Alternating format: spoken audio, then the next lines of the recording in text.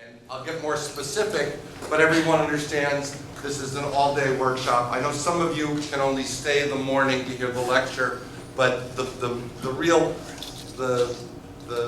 meat of this feast is the getting together and working with other participants, not listening to us talk about our experience. That said, I'm going to talk about my experience. Okay, in our previous meeting, we discussed this concept of a paradigm shift. In Zhongwen paradigm, Fan Shi, Fan Yan. This idea that throughout history there have been changes where the facts don't change, but how we look at the facts don't change. We talked about how we look at the facts does change. We talked about the flat Earth and how for centuries people thought the Earth was flat, and then people started thinking the Earth was spherical, and the Earth didn't change, how we thought about things changed. My argument for the reason I'm talking about this is I think the same thing might be happening in motion pictures. The idea of telling stories with moving pictures isn't going to change, but perhaps how we think about it changes, and maybe there are opportunities for people who understand how we think about it. Do you guys remember who were here last, who this is, and what invention he was involved in? It was part of a paradigm shift. The invention is up here. His name is James Watt, and he's given probably too much credit for being part of the paradigm shift to the Industrial Revolution of mechanized steam engines. He invented a steam engine that was more efficient than previous steam engines. So, and this is the late 1700s. Before Watt, to travel by boat, you used muscle power or wind. Yes? And then after Watt, the engines got so efficient they could make them small enough to fit on things like boats or on railway tracks or cars, and it created this idea of mechanized powered travel. But the whole world changed when this happened. This boat traveled from New York City to Albany, New York, 5 miles an hour, and all of a sudden, fresh fruit from northern New York could be delivered to New York City on a regular basis. Instead of having to depend on wind or bad weather, they could figure out how long it would take. Fresh fish from the ocean was able to travel. Everything speeded up. And this was part of, and the next step was railroads, and this sped up the world in lots of other ways. And you recall I showed this slide last time to say that during a paradigm shift from the old world of wind and muscle power to steam and machine power, in the middle of a paradigm shift, there is this new engine that is working in the new paradigm, but elements of the old paradigm persist, right? People didn't really understand what steam engine was going to mean, and they didn't have, they built carriages that were based on the old idea of horse-drawn carriages. And the same thing happened with automobiles, right? We called them horseless carriages at first. We used the old paradigm to explain what was happening, but something new was happening.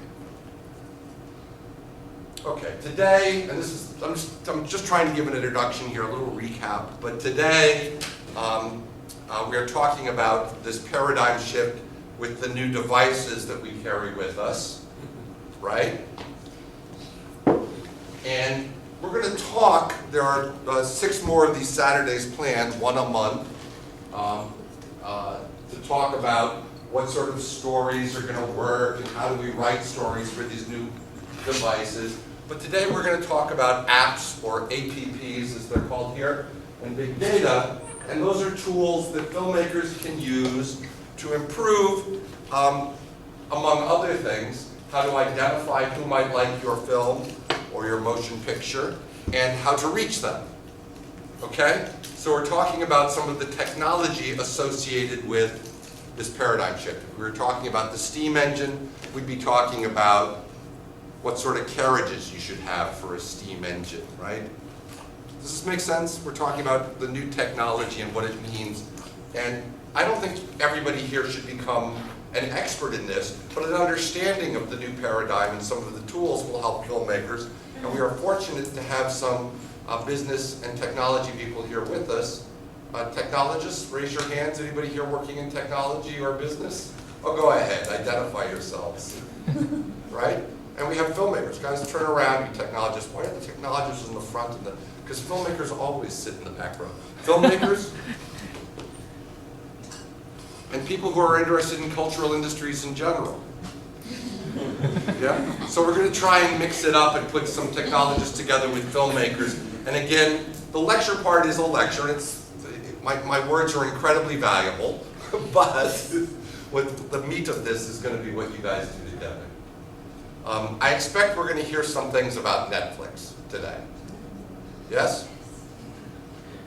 This is a map. What does this map show? Anybody know?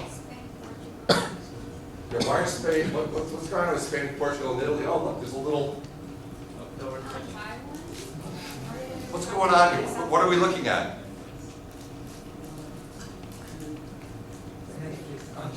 Yeah, this is where Netflix currently is and where Netflix is rolling out in the next few months. This is a September map from last month of where Netflix currently is available. Because we're in Taiwan, nobody here knows what Netflix is, right? Right, that's another guest, hold on. Wait.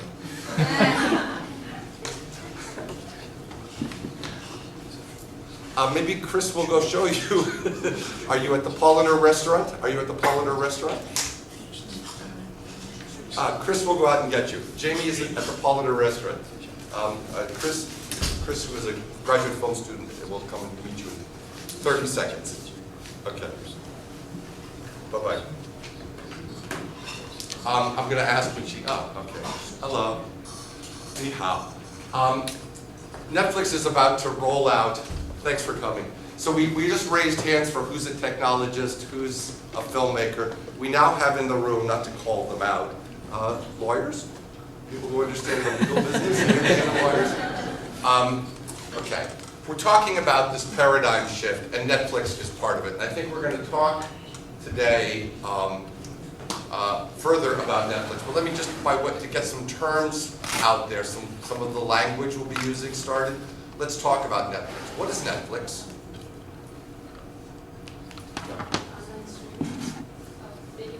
Well, now they are. But yeah, before they did something else, they evolved. But what is it? Is it? It's a platform. Video on demand. But before they were that, they were something else. They've been one thing all along. They've always been an app. Netflix has always been an app. What's an app? What's app? What does this mean, app? Application, thank you. Good. Okay, we're done. No, I guess not. Application, what does application mean? It's an easy way to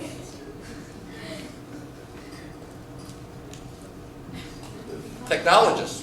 What does application mean? Anybody here a coder? What does application mean? We invited you for a reason. Tell us, what's application?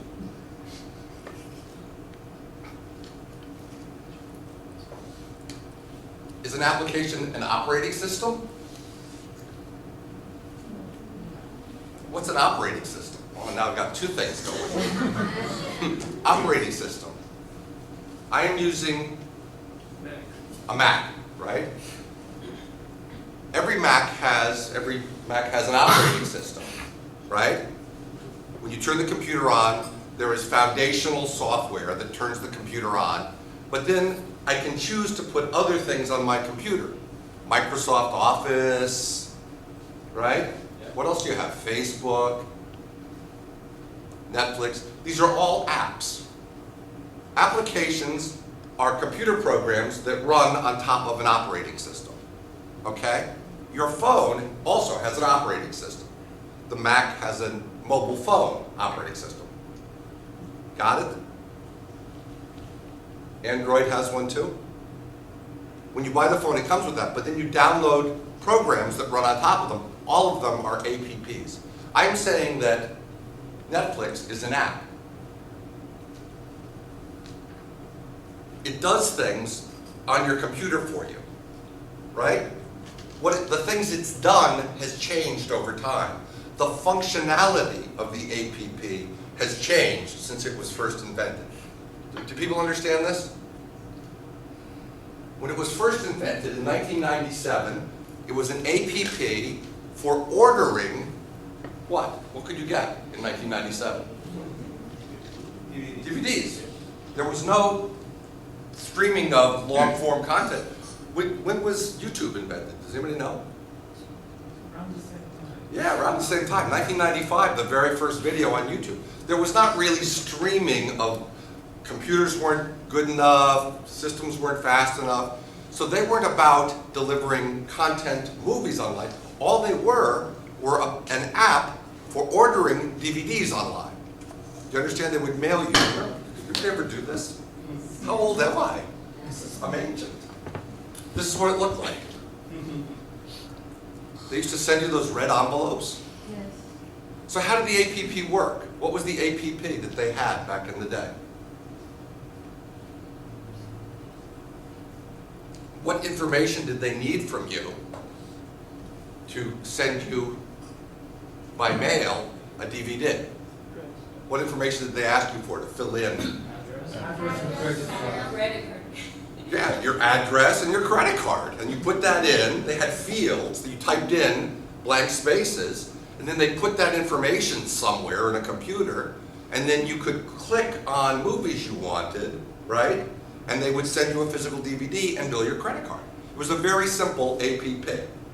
Now, when they were thinking up, the people who were thinking this up said, there are DVDs, we don't need to have a physical store like Blockbuster, we could do it on the internet, save all that money, and just have people type in their addresses and their credit cards.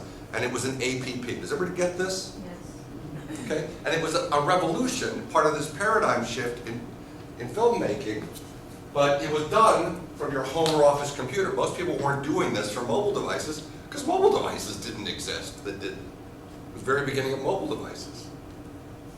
You with me? What's an algorithm? Have you heard this word, algorithm? Is it? That's a rhythm. That's not very good.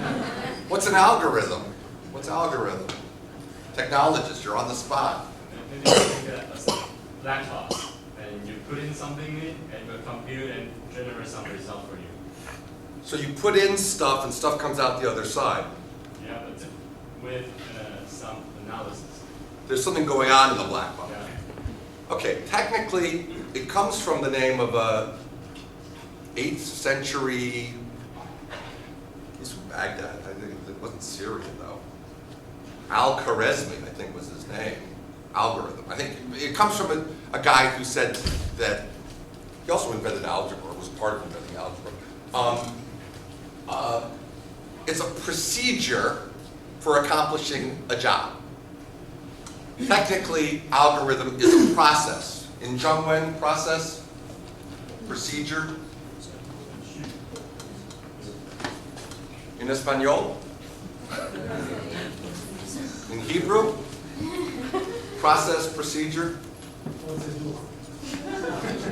You put in some stuff and something else comes out on the other side.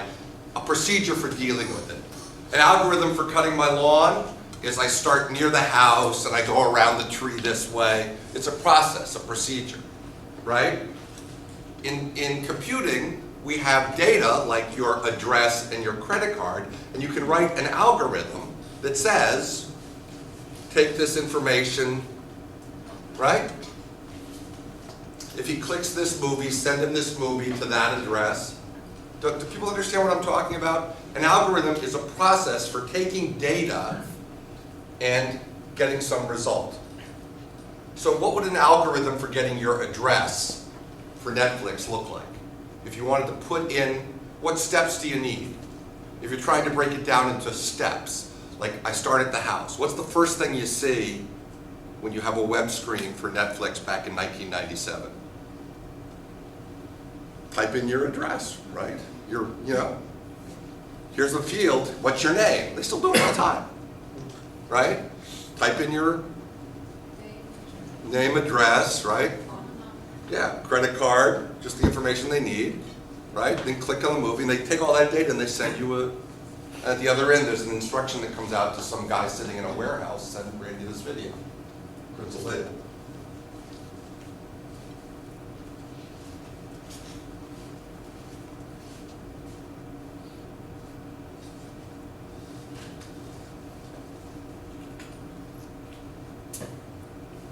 That's an algorithm.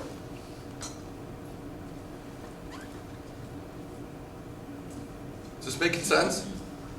This is how people who write computer code break it down into steps, or the people who are telling, I'm going to tell you, I want you guys know code, I want you guys to write me an algorithm. I need to have a blank space where you put in the guy's name and then he types it in. If there's something already there, make sure that you take out the trash, then you put his name in and you save it somewhere, and then I can use it later.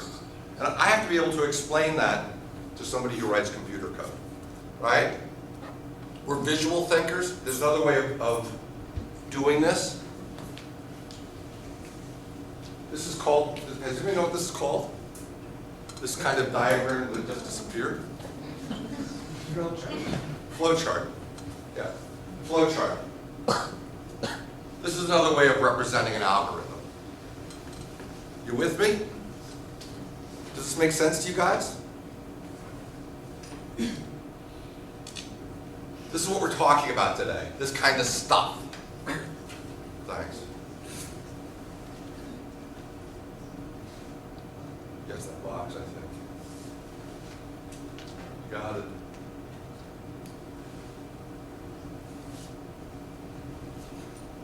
Part of the algorithm that Netflix had was taking your address and your credit card number, but part of the service, anybody could do that.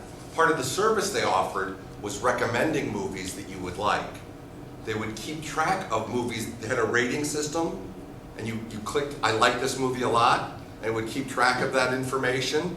And it also had information from lots of other people, and it had other stuff about where they lived and how old they were, and it used all that data, put it into a black box, and out of it they would come up with a recommendation for you. You liked The Godfather, your friend liked The Godfather, but he also liked Scarface. We're going to recommend Scarface to you.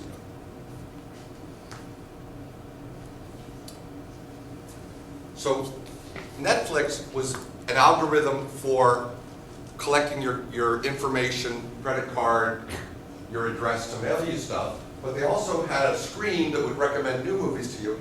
And on the top line, they call it the top 10, are the 10 movies based on your prior history that they think you and your family are going to like the best. I don't know if you've ever, anybody live here with children and stuff? They actually have positions here. This is the movie that you're going to like the best. This is based on other members of your family. They have positions. They have it all figured out.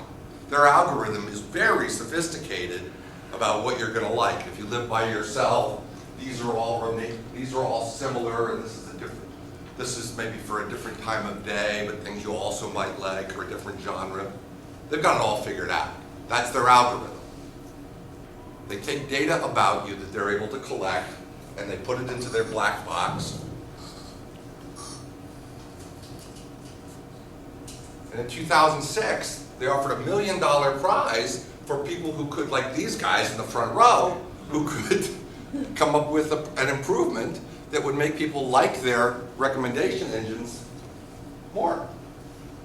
They came up with a way of measuring how good their recommendation system was. If you could improve it 10%, they would give a company $1 million. These guys won.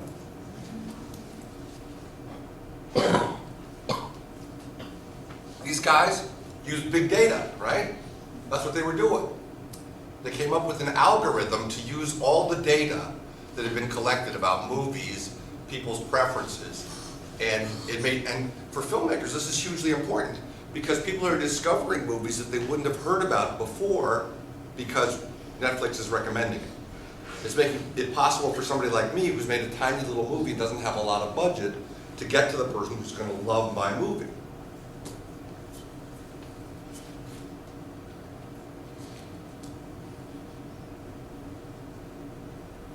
While these guys were working on this, Netflix delivered their billionth DVD. This is what, did we ever get this? I did back in the States. They never had it here. They're getting it next year, early 2016. But in that same month, February 2007, Netflix did something very radical. They decided to pivot, to stop delivering only by DVD and to start putting a lot of their resources into streaming, to video on demand.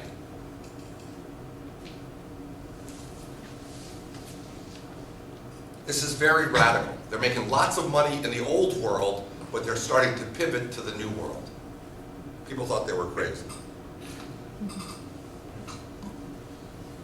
I think this is what Netflix was doing. They were using the internet, the new tool, to collect data, but they had been delivering old world DVDs. But they said, there's a better way. We don't have to deliver DVDs through the mail.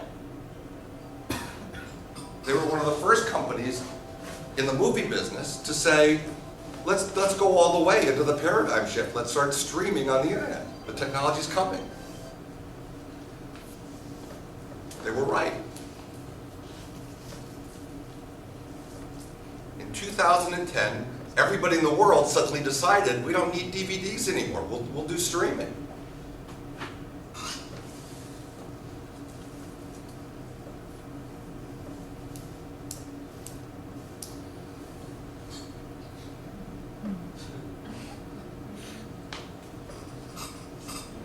What happened to Netflix?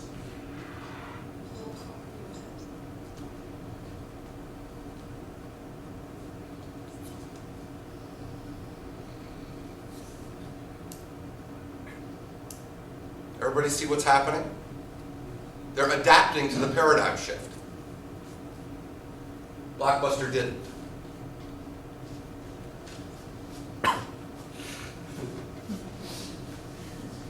They're still an APP. They still collect your address and credit card number, but now the functionality of the APP includes streaming. And they had to figure out how to do that functionality. You click on this, it buffers. Do you understand? They're still an APP.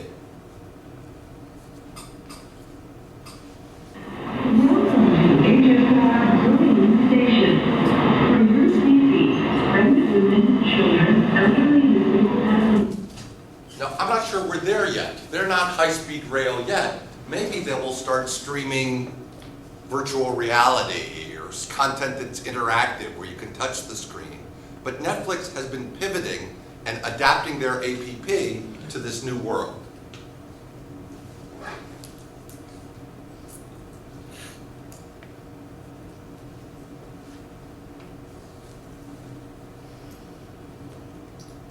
In the old world of motion pictures, you would put a poster in Hsin. You would buy an ad Thursday night on television. You wanted to reach as many people as possible because your movie opened on Friday. You wanted everybody to see it, right? So your marketing was called spray and pay or spray and pray. You would spray your message out there and hope that people saw it, right? But in the new world, we have these tools where we're getting information about the people back up the pipe from the internet. This big data is out there. We can collect it and use it. So we can still put posters in Hsin and put ads on Thursday night. Iron Man is coming and you got to see Iron Man. But we can also very narrowly target, using big data, how we want people to find out about our movie.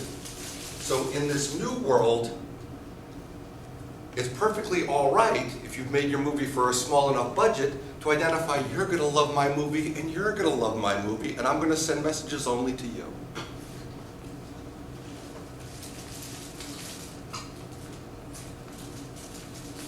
I'm not going to go, we'll come back to this maybe when we talk more about the studio of the future. I think our next class is about the studio of the future and how to organize a studio in the 21st century. But this is the funnel of that marketers think about when they think about, we want to make lots of people aware of our product, our movie. We would like, of those people who are aware, a certain number to consider, maybe I'll go see Randy's movie this weekend. Conversion means to buy the movie. They come to the theater or they buy it on the internet. Are we done? Normally, maybe we think we were done. But in the new world, we want these people to become so enthusiastic about my movie that they go on social media and they make other people aware of it. Does this make sense? Social media is allowing me to push something out there. If I know somebody has bought my movie, I want to give them something to encourage them to spread the message, right? So part of marketing movies in the era of social media isn't just getting them to buy a ticket, it's getting them to become advocates so they start filling the funnel again of awareness.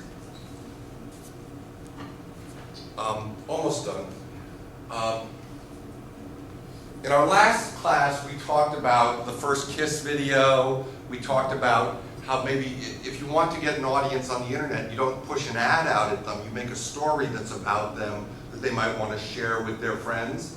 Maybe you make your target audience, your core audience member, the hero of a story. And you have to figure out who you're telling a story about. Now, if you were here last time, I think you know what we're talking about. But let's look at this one. If I'm a filmmaker today, I want to know who out there might be a fan of my movie, right? And I'm going to rely on those fans telling other people via social media they like my movie, right? Or if they like my movie, maybe there's a way that I can manipulate that data that I'm getting from them into marketing decisions about the future. It seems like women in Chengdu and women in Kaohsiung like my movie, right? I can use that data.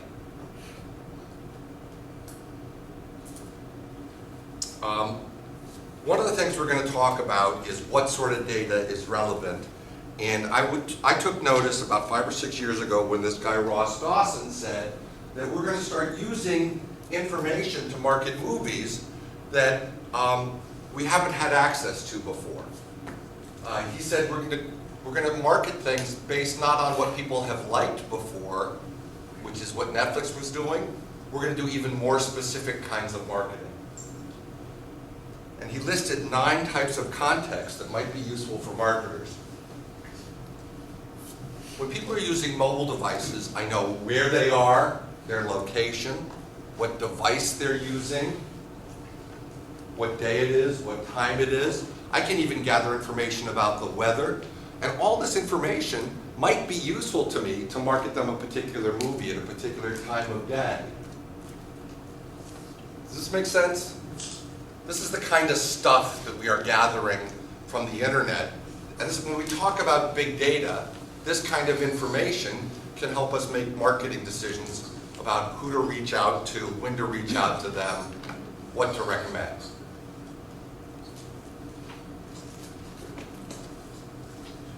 My point here isn't that we should all become experts in big data or coding, but I think that we have this unique opportunity because of these new tools to give people recommendations that thrill them, to tell them stories that are particularly suited to how they feel at that particular moment, to what their friends are talking about right then. And this is part of our duty as filmmakers to amaze and delight, right? So I don't think this is necessarily a diversion from what we've been doing for 100 years as filmmakers or for thousands of years as show people, which is trying to entertain people, give them something that's meaningful, that has particular significance to them. We just have these new tools for doing it. So with all that said, I'm going to ask Lou to come up and talk about APPs and what he has done in his career as somebody who has seen opportunities to use the new devices like mobile devices to create services for people. So I would like you, if you wouldn't mind, to talk to us about APPs, designing APPs, the like.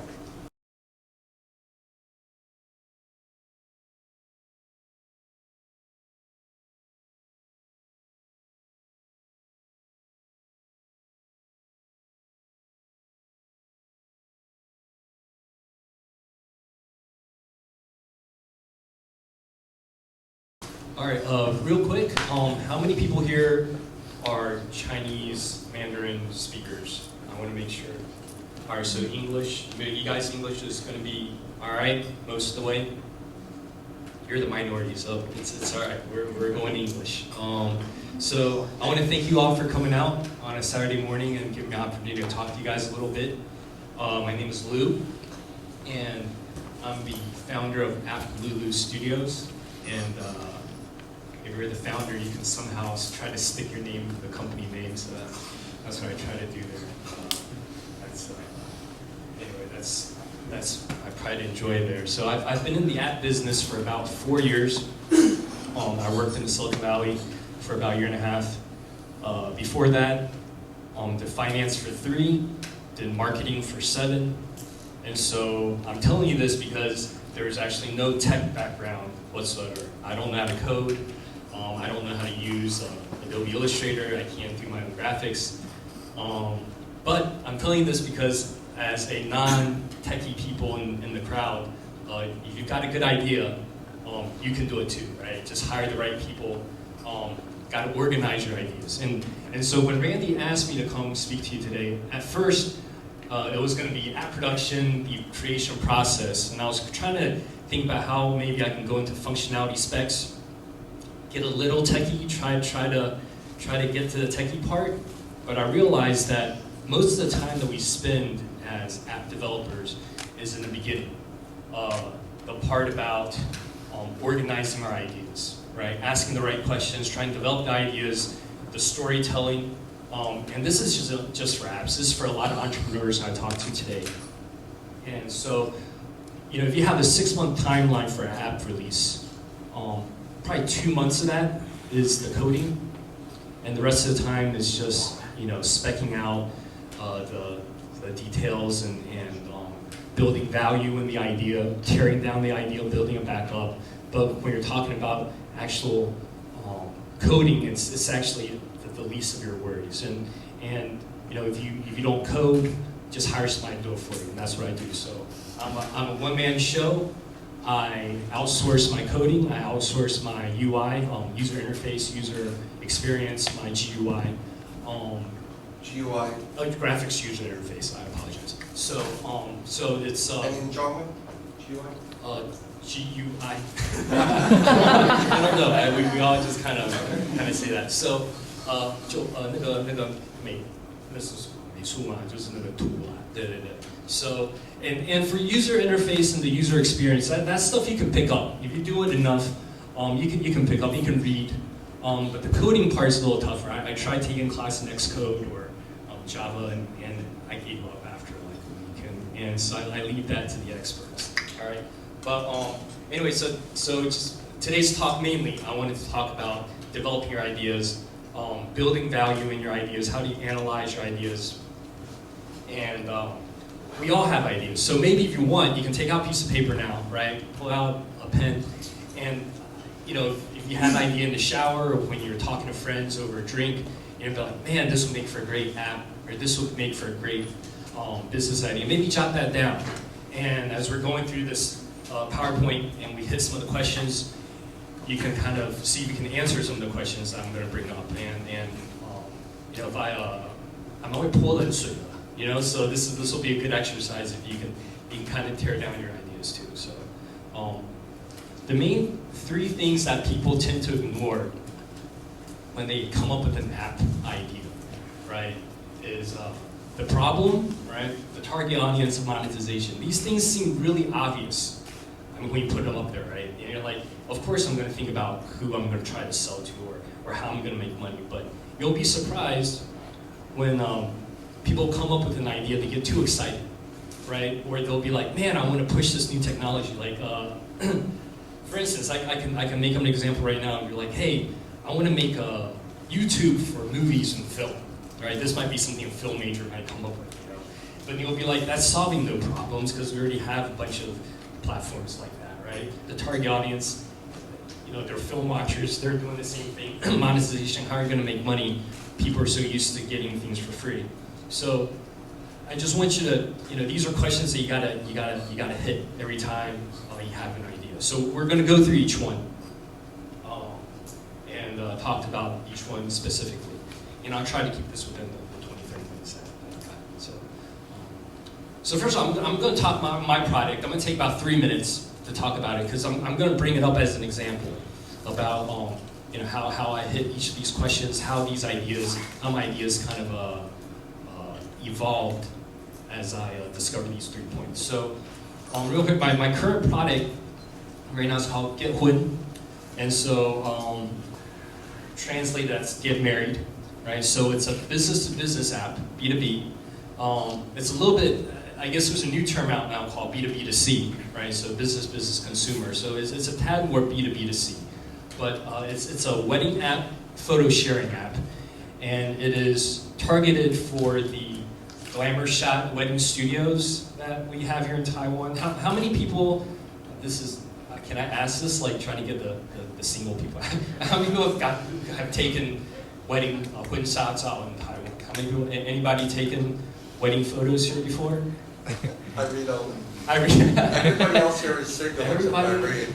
Oh man, all right. Well, Oh, no, okay. so you guys might be able to use this at someday, all right? So what I do, right, is some of the bigger names in Taipei you might have heard of. It's like CH Weddings, some Sufei, some Faguo Badi, right? Some of these France Taipei or whatever. These are some of the bigger weddings. So I sell my app to these wedding studios on a subscription basis, right? So and each couple that gets their pictures taken will have a code. You can't really see it, it's kind of blurry, but it's kind of saying like, you know, SP12345 or whatever. And so they'll have this app. They'll tell the wedding guests who show up at their wedding or they want to share their wedding photos with their friends, might download the Get Hsin app, right? Enter our code into the code area, and you get to see all our wedding photos in this app. And then at the end, there are 3 buttons there. One is to call the wedding studio, one is to see the map of where the wedding studio is located, and one is to take you to the wedding studio fan page. You can see that this is a very it's an advertising model basically, right? You go in, there's the name of this, my first client here is Shakespeare Weddings, Austria, they're located in China. So once you get past this first page, my branding doesn't really show up anymore. It's a mini app for the wedding. So I got a little bit powered by at the end there, but other than that, all the other stuff is for Shakespeare, right? And I'll tell you, the thing is about iOS apps, and this is just a little a tidbit here. iOS? Apple. For Apple apps, I apologize. They have a very strict approval process, and so if your market is too small, your app will get rejected.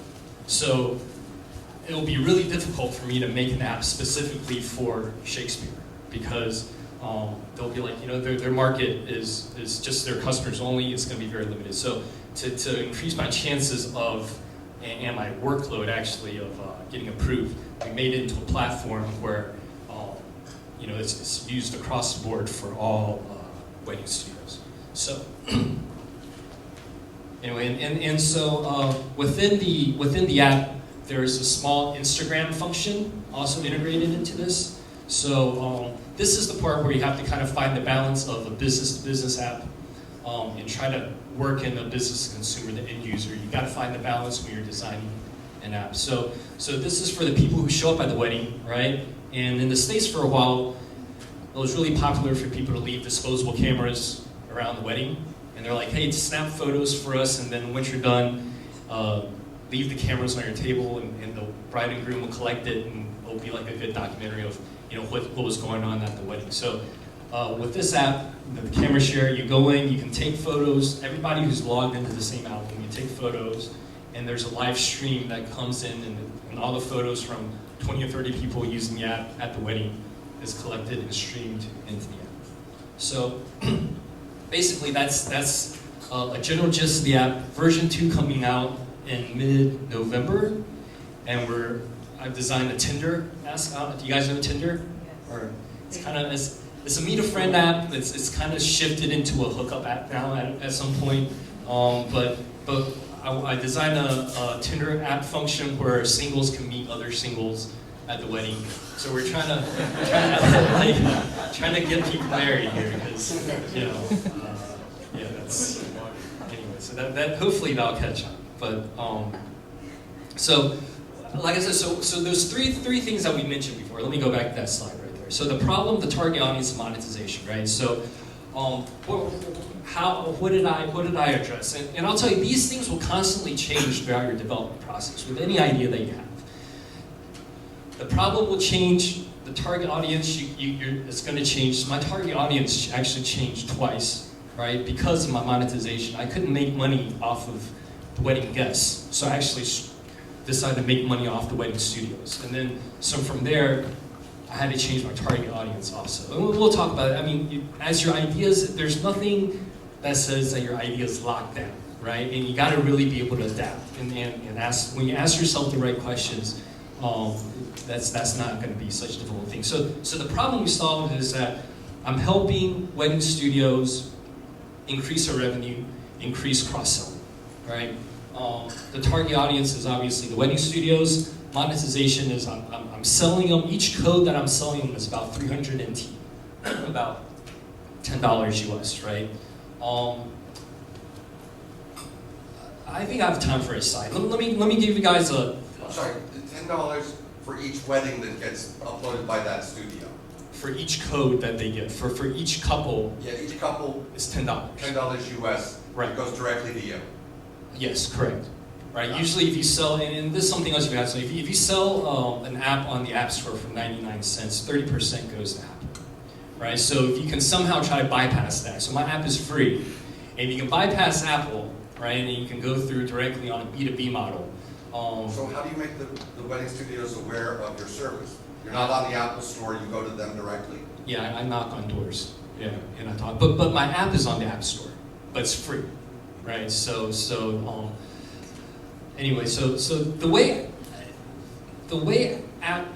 wedding studios make money, right?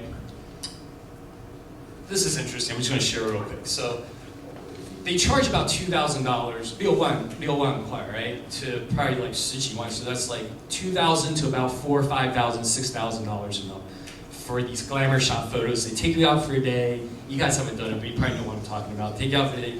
You do all these poses, and you have like 3 or 4 different wedding dresses, whatever. So you can get, we'll just talk about the most basic package. $2,000, you get 30 photos, right? And this is about understanding your target. So this is me talking to a lot of wedding studios. So for $2,000, 30 photos, they're breaking even. They're not making any money, right? Because they're sending out one photographer for a full day. They've got one assistant out there holding that little, you guys are filming the reflective mirror aluminum thing, you know, right? The flash and stuff. And they've got a stylist that's going out for a full day. They're taking 400 photos that they have to Photoshop all of them, right? So that's, and then all the support and sales. So they're breaking even. So I'm like, how the heck are you making money if you're breaking even? They're like, well, Lou, here's what happens, right?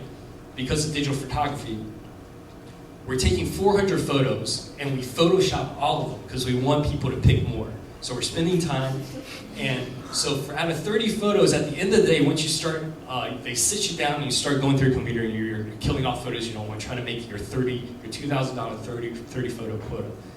And then by the 50th photo, like by the time they're down to 50, like the bride and groom, they're usually like about to get a divorce or whatever, right? They're at each other's neck. The bride wants more usually, and the groom's like, no, buddy, no, baby, that's it. So they make their money on cross-selling to sell extra photos. And right now, the current price range for one extra photo is about $30. 1000块, 1000到1200 for each additional photo.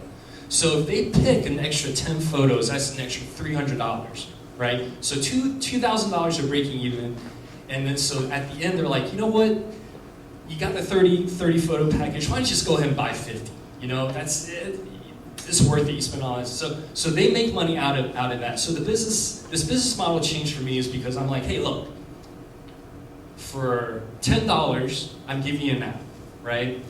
And you have a tool now to be like, hey, if you pick 10 more photos, I'm going to give you this app for free, right? So they're spending $10 to make $300, right? So you got to kind of find the insight, understand your target audience, right? Understand how you can monetize, and it affects your whole business model, how you design the product, how you market the product. So this is why this is so important, right? So if you understand their problem, if you understand that they're having problems selling extra photos, right? That's where you create your value in your app or in your business. Can I interrupt for a second? Sure. Everybody, please, these three things are what you're going to be talking about at lunch. What is the problem filmmakers have? What's the target audience? How are we going to make money from this? So if you haven't taken notes, this is sort of the reason that we're doing this, is we'd like to think about maybe we can use big data or an AP to help make an APP that does some of these things. Even if you don't want to use big data, think about problems you have as a filmmaker or ideas you have, and we'll come back and talk about them in the afternoon. Thanks. All right, so we're gonna move on to the problem. All right, so I kind of have this loop together because it's really hard to ideally, right? Ideally, you're supposed to identify a problem, right, and then maybe get an idea, like some sort of epiphany or some inspiration from the problem. But I realize that when we're as entrepreneurs or as people as we talk to, sometimes this gets kind of blurred. People get excited, they come up with an idea, and subconsciously maybe there was a problem, right? But they lose sight of this, right? And then the further they develop the idea, the further they track away from the original problem that sparked the idea. And so the idea and the problem should really go together hand in hand, and they should be linked. And if your idea does not solve a problem, then your idea has no value, right? So this is why it's so important. Yeah, I mean, this might be a good place to bring this up. I was talking to my hairstylist, Amy, right? She came up with me the other day. She was like, "Hey Lou, I want to make an app. What's like an APP?" I'm like, "Well, why do you want an app, Amy?" And she's like, "Oh, I want people to make appointments, right? On Dingway, or is that what you call it, right? So make appointments so they can come to my hair salon, and I want to make an app." I'm like, "Well, Amy, how are people making appointments now?" They're like, "Well, no, most of my customers are walk-ins." I'm like, "Well, then, so you see where I'm going with here? There was no problem to begin with, right? A lot of people get excited about wanting an idea, right? But there was no problem to begin with. She takes phone appointments mainly, and the other part, she said mainly were walk-in appointments. So if you have an idea and there's no problem that's solving, there's no value. And I told her to save her money. And I was like, look, maybe you should spend your time and efforts on Facebook, right, building up your fans, or maybe even go on web, right, and working on your website. But an app is something that you don't want to be doing right now. So that's just an example of, you know, why you need, if you jot down an idea, make sure that it's solving a problem, or else it's a waste of time and there's no value in it whatsoever. So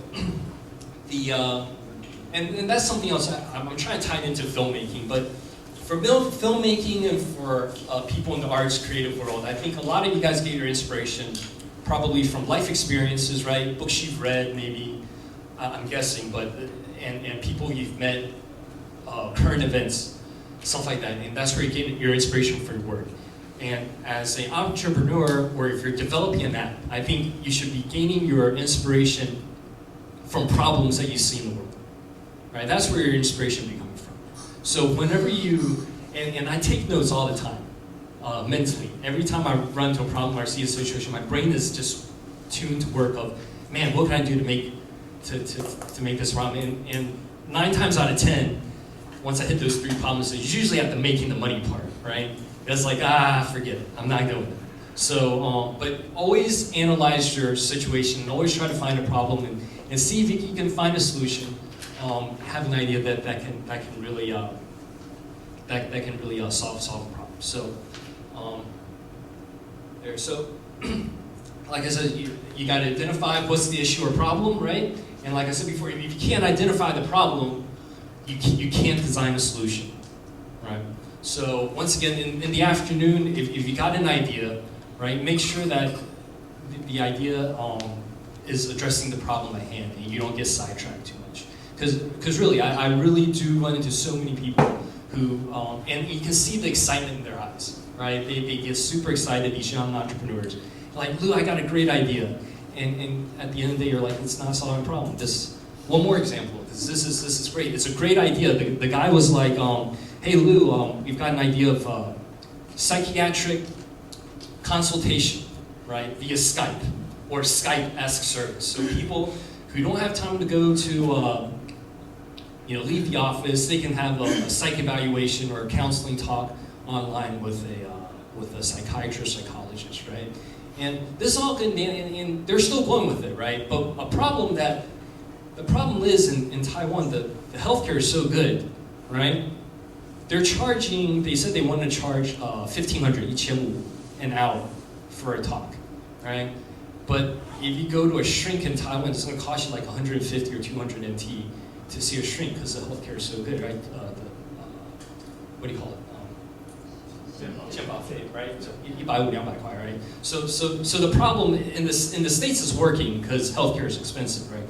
So that's just another example of how if you there's got to be a need, there's got to be a problem. You really got to think ideas through, right? So okay, so now we're talking about monetization, target audience. Once again, this is kind of tied in together too, right? Your monetization model, in a way, defines your target audience, and vice versa. This is kind of all thrown in together there. So, but your monetization and audience is key to your product design. So for my app, you can tell the genesis of my app was I saw people at weddings, and I'm at the age where I go to a lot of weddings now. And usually the wedding starts an hour late. Right? People are sitting there, they're going through Facebook, and they're chatting online, they're taking selfies, and then there's a book there with all the wedding studio photos that people took all day, and maybe it's on the slideshow. And you realize that, all right, the guests are there, they're not looking at the photos really.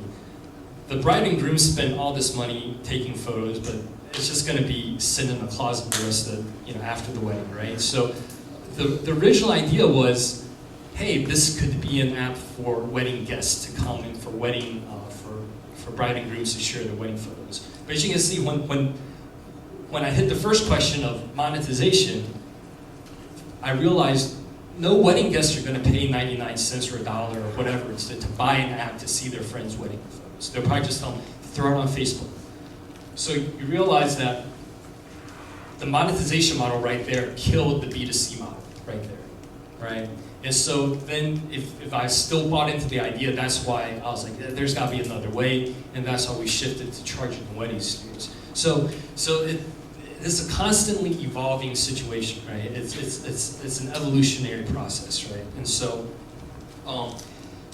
how will you make money? Who will pay? Who will you monetize? So, and like I said, you'll be surprised how many people forget about monetization. Right, ideas, and I get a lot of people look at me like I'm the devil when people when they ask me, I'm like, how are you gonna make money? And I actually got in a fight with a friend, and I don't think he's talking to me anymore because he's like, Lou, you're such an asshole. Like, why can't you be more like Steve Jobs? Well, Steve Jobs is a billionaire, right? But he's like, why are you always thinking about money? Right? You should be creating products just for society. Like, if it's a great idea that's gonna help people out, you should make it, right? Why do you care about money so much? And I tell them, I'm like, well, for people usually in our position, right? If you don't have income, we're not going to be able to make our product that might potentially lead to something else. And having worked at a bigger company, I worked at Ren. Wow, it's a big time. It's a publicly listed company. We had so much cash. We were making apps for R&D purposes, right? Marketing purposes, PR purposes. We had money, so our apps we didn't really care if it made money. So you have to kind of our demographic here, entrepreneurs and people who might have limited budgets, we can't operate on that scale. So monetization it has to be designed in there. And you got to have a clear business model for that. So, let me see here. All right, well, there you go. Next. Target audience, who will generate revenue. We talked about who are willing to pay, who's paying. So, one market that you can't forget, B2B.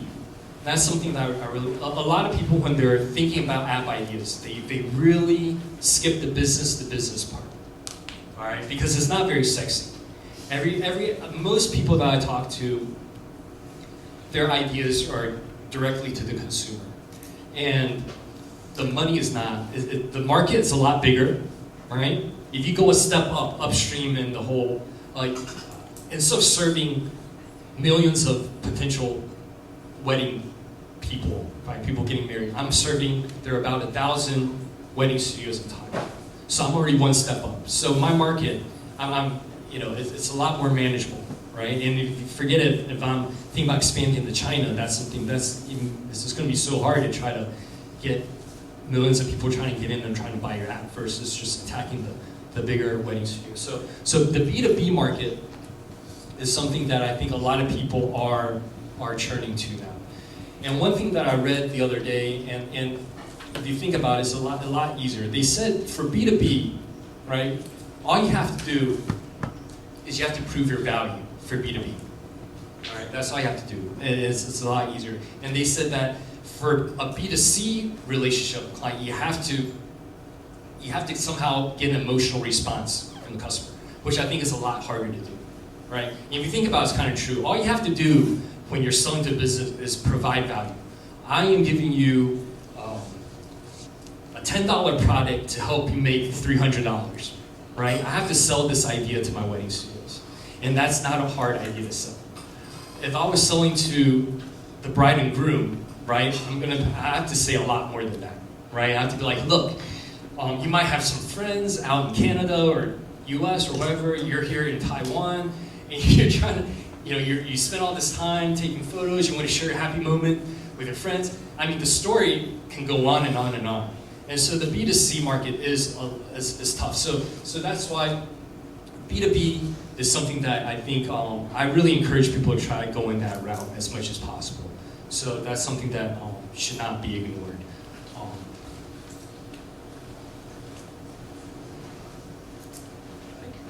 That target audience, right? Opportunities, find your audience. Right, all right, we got that. All right, so storytelling. This is something I think Randy brought up in our conversation. I was like, I gotta work storytelling into this somehow, right? So you have to establish your story. So same product can have multiple stories, right? I've had the same product on hand. So I'm using my example again, and I apologize, it's not just talking about myself. But so I got the wedding studio app. Original story was Lou and Mary goes to a friend's wedding. They're sitting there, and they're waiting for the first dish to come out, and what are they going to do with their time? Well, hey, look, they can download an app, and they can look at their friends' wedding studios, they can leave funny comments, they can take photos. That's a story, and that's basically, I just came up with that, but you refine that could become a good marketing story, right? But at the same time, if you go, same product, right? It'd be like, Shakespeare Wedding Studio is having a hard time making additional sales, right? There's this great app out there that they can give to their wedding guests, and that can help increase their sales by 40%. So, same app, right? Different story. Is how you package it. So that's what I'm saying. It keeps your product and marketing in line. So if you nail down your story in the very beginning of the app production cycle, right? You make sure. For me, the most difficult part of developing my app was staying on the B2B level, right? It's very easy to be wanting to add all these fun functions, and I'm still doing it. That Tinder function that I'm putting in is doing absolutely nothing for the business side. The business, they could care less. I ask them what they want. They all want more advertising.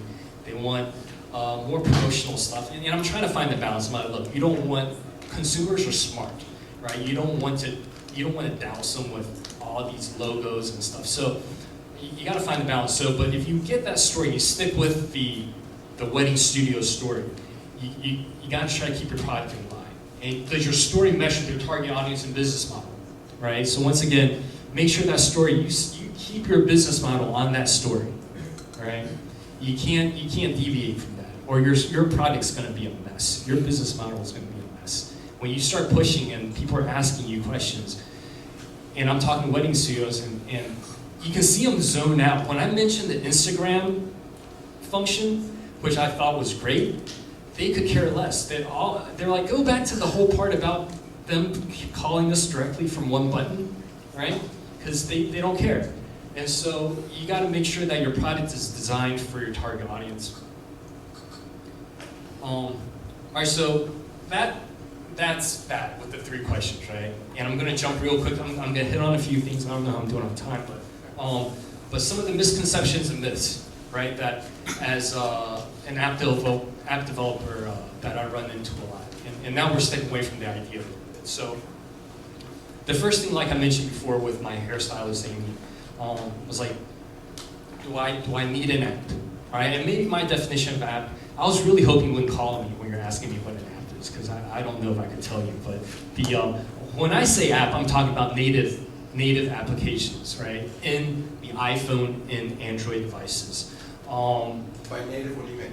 So they're not. So there are several types of apps now. They kind of define them as web apps, which are websites, responsive websites that kind of work like applications. And native apps are things you actually download from the App Store, and they're internal within the phone itself. And so before there was a huge gap between mobile responsive web apps, right? Apps that they're actually websites that you open up in Safari or I guess in Android's Chrome, right? And they open up, they kind of look like it's made for a mobile device.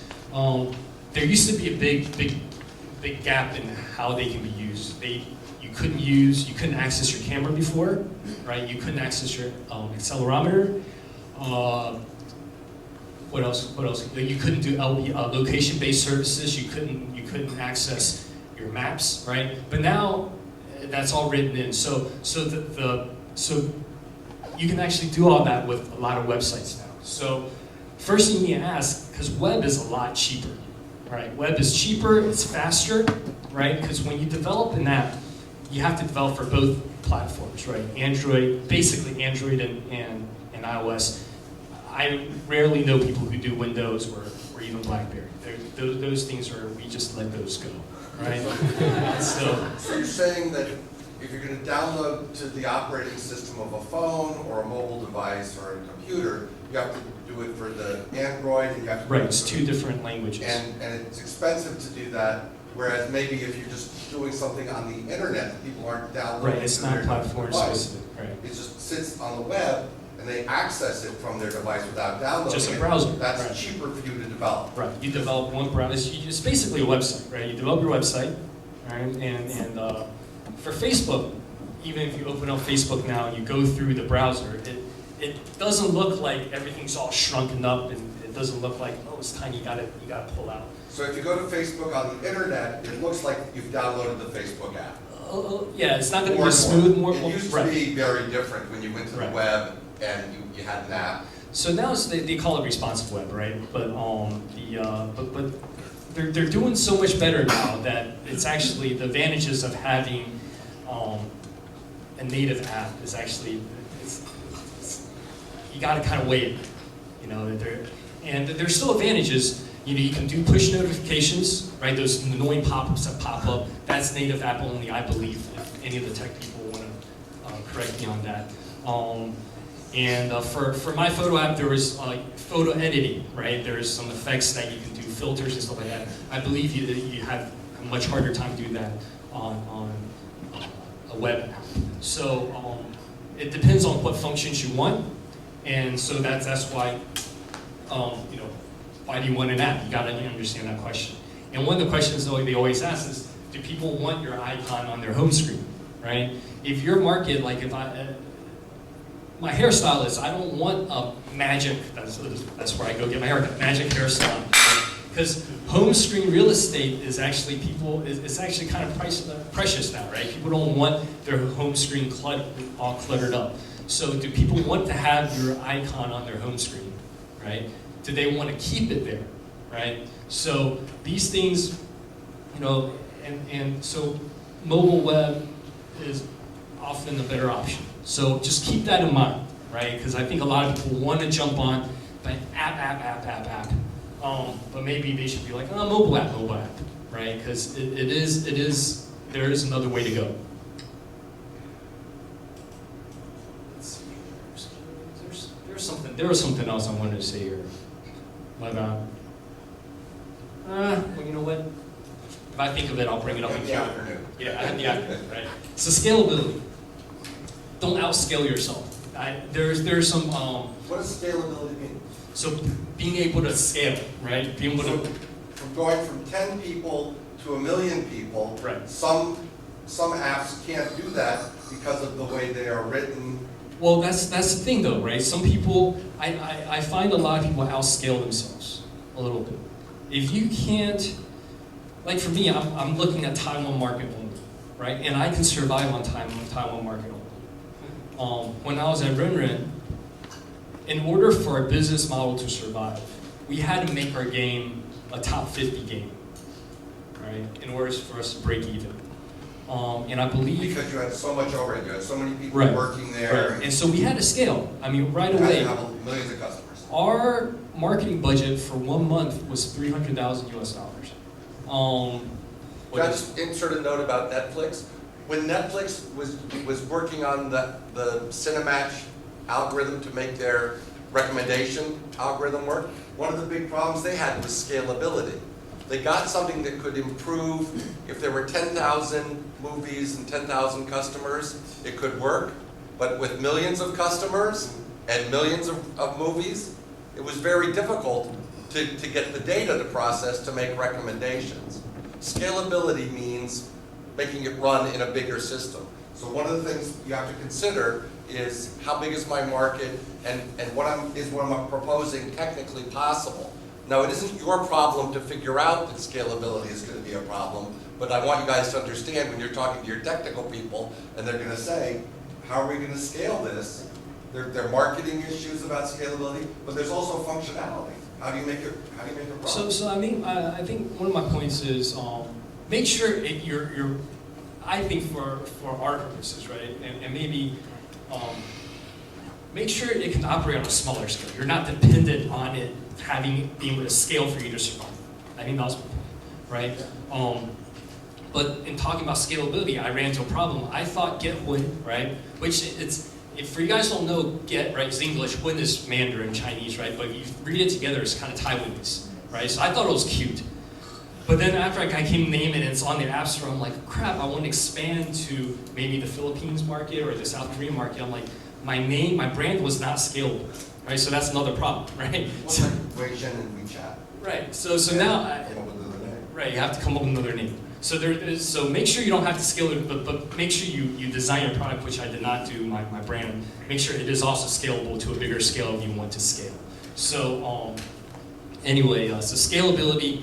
And I think the second point is actually kind of important too. Scaling is an outcome of a business done well. It's not supposed to be a goal, right? So I read this, it's actually, they say growth, scale is the same thing. Like you're gonna scale, right? If your business is succeeding and the idea is really growing, and you've got a solid business going, it's gonna naturally scale. It's gonna be hard, but you're not gonna be, it shouldn't be a goal that, I'm going to have to scale out and whatnot. So keep that in mind. The second myth over here, develop iOS first. iOS is Apple, right? This was a while back, but I believe people are still going with that. iOS has only got like 30%, 20-some% of the global market share of phones. But everybody's still thinking develop iOS first, and it's because traditional thinking is that people with iPhones have more money. right? And it's true, demographically speaking, they are bigger spenders. And statistically, you can break it down, and I think you can find that, it was like 70% maybe of all revenues from apps and whatnot come from the iOS, right? But that's before freemium. When I say free, does everybody understand freemium business model? When I say freemium, it's basically it's a premium. It's free to download, right? And then they in-app purchases, or they find other ways to make money off. So before it was like, hey, download for 99 cents. But now it's like, hey, play for free. Candy Crush, you can play for free, but if you want to buy like a power hammer or whatever, I don't know. But pay some money and get that. So that's what we call freemium, right? So once the freemium model picked up, I don't think this is actually as important, because now a lot of people are just playing for free, and you really can't ignore Android. And before, I don't think people were ignoring Android. But for me personally, my experience is, and also, iOS is a lot easier to find iOS developers, right? So, and especially in Taiwan, personally, finding a good Android developer is very difficult. That's number one. Number two, developing an Android app takes a lot longer. So now my efforts are always, I gotta find an Android developer first. Apple, they can knock that out, and iOS can probably do it in a month. Android, because of all the different models and all the different screen sizes, you're gonna get a lot more bugs, and it's gonna take a lot more time developing on Android. So, like I said, this is taking a step maybe beyond like idea development, but if you really do take your idea to developing your app, this is something that, if you hear iOS first, take it with a grain of salt. I really recommend you actually go the opposite, Android, and obviously you do iOS also, but try to find a good Android developer first. That's right now Android's going to be taking me 2 months, while iOS is going to take me 1, so it's actually double the time. Number 3 is get a MVP, minimal viable product out. So a lot of times people are like, hey, get a product out as fast as possible.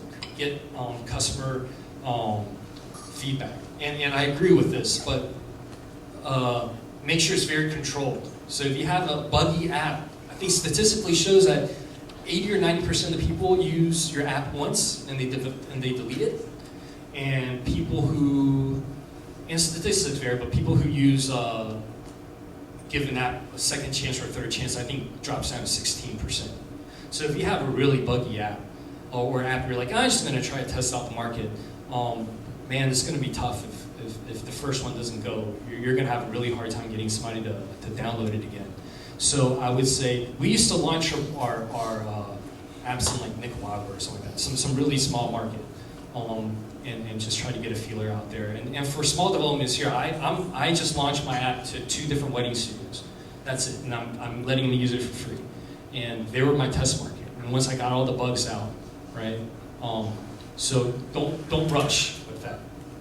So MVP means minimally viable product. It means it has some of the functionality that you think is core working, and you're suggesting don't go too broad with it, because once people have seen it, it doesn't work, they won't go back, or don't get 2 bites of the apple. We're really running short on time. Yeah. Okay. Sorry. All right. So functionality specs. I'll go through these real quick. This is just my notes. Just let you know, from a non-techie background, this is what you can start with. All right.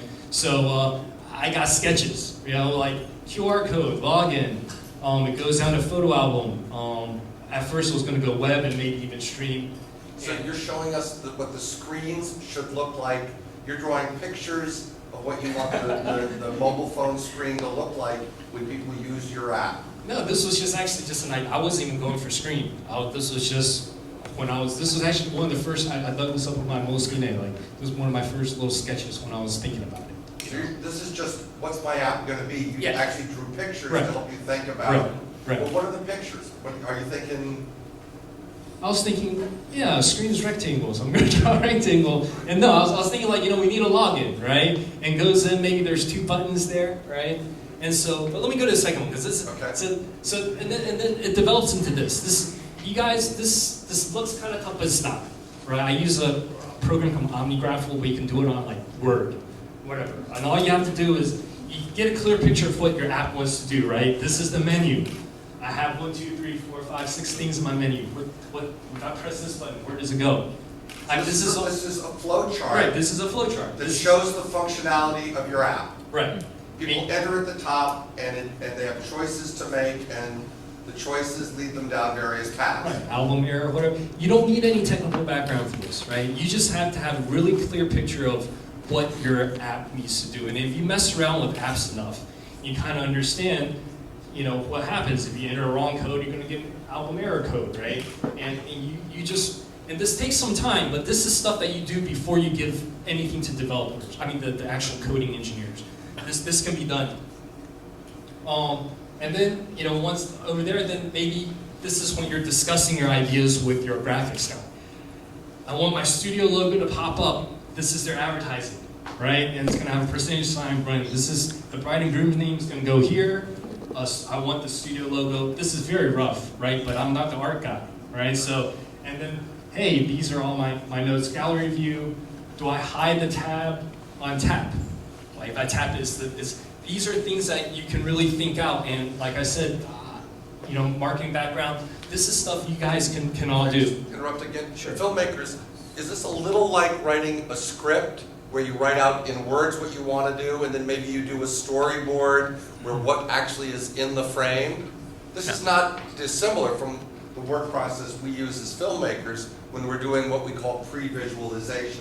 Before we are doing it, we are visualizing what, In John, pre-visualization? Pre-visualization. In Espanol? Yeah, I could. Randy, sorry about the time. That's okay. So once you give it to your graphics guy, this is the next step. This is what's gonna start coming out, right? This is professionally done. Your graphics design guy is gonna be like, all right, Lou, this is what you had before, right? This is what we're kind of going for something like this, right? And what do you call that? What is this? We call it visual flowchart. Visual flow chart. Right. So this is this is very much like a storyboard. Yeah. Right. And so this is kind of blown up. This is basically, this is the entire app. This is my second phone. But this is we skipped a few steps, but you blow it out. I just want you to see how broad this gets. But, every menu item, every action that happens, it can get, and this is what you hand to the coders. This is what they spend a month doing, right? Is making this. So you came up with an idea and you used software to do the flow chart. Then you hired a graphics guy, a user interface guy, or So so the user interface guy, we'll sit down and we'll discuss all the details of basically what buttons, we want to make sure what buttons are going to be there, because I know in my head what functions I want, right? But the shapes of the buttons aren't done, right? I don't know what the background's going to look like. So again, I don't mean to interrupt your flow, but as filmmakers, this may be a way that we are writing films soon. That we're taking sort of a storyboard, but because people can touch the motion picture or touch the image, they can actually change the story by touch. There are choices. Do you understand? So understanding the workflow that these people are doing designing apps may be part of the workflow that we're doing as storytellers for these mobile screens where you can interact. Does that make sense? Okay. Just a few more. And then and then after that, this is what they show me. And you can say my GUI designer is in New York now. This is like at 3 a.m. in the morning, and so this is what she's putting out. So Lou, is this what you want? This is going to be your loading page, right? This is what the new login page is going to look like. This is the next step, right? And so you can see it's coming together, right? And this is the old version, but this is how specific it's going to get before you hand it to the coding guy. So nobody's writing computer code. This is all about This is what all the image pre-computed. should look like Right. and how it should function, written out in words and pictures, which we can do as filmmakers. That part we can do, right? This is all stuff that I'm involved in without coding, right? But after it leaves this, I'm out of it, right? So for debugging, so you're talking font, I mean, you can get involved in everything, right? I mean, and I was like, you know, how many pixels is it from the top? I was like, man, that's too. I mean, I'm really anal, so I get all up in their face about, you know, where I want things, and so this right here, and then what they finally give to developers are these buttons, and they're all like, I just pull these off from, you know, they're all, and every button you see is a separate file, you know, pre-selected, after it's selected. So your graphics guy is really important, but I'm just giving you a behind-the-scenes peek of what's going on. I mean, there's a lot that's involved, and that's why I was like, you know, 6-month time cycle, 4 months of that is probably all this nitty-gritty, and as non-tech people, it's not like you're all hands-off. You're involved in all of this. But it's like filmmaking, where pre-production is like much more time than actual production, and if you can make decisions in pre-production, you'll save money when you're actually hiring people to make your movie, right? And then, you know, you gotta do all the text. I mean, these are things that before I was like, man, I gotta do that too. So, Simplify Chinese, you give them, you know, you gotta every single word that's in your app, you gotta list out, get it translated, you know, whatever. And last thing here, this is design. When you design icons, they have these softwares that you can mock up. I ended up with something, I mean, we're redoing it, but this is what I'm going with right now, right? But you can mock up and see how they look on home screens, right? Before you, this is just a fun little tool that you can kind of use. I just want you guys to see what we use when we develop icons. And you can kind of see how they look on the screen before you actually develop it. And when you publish onto the store, you got to do these screen mock-ups. And so, yeah, and that's it. That's it. I just started to take it over schedule a little bit, but Thank you so much.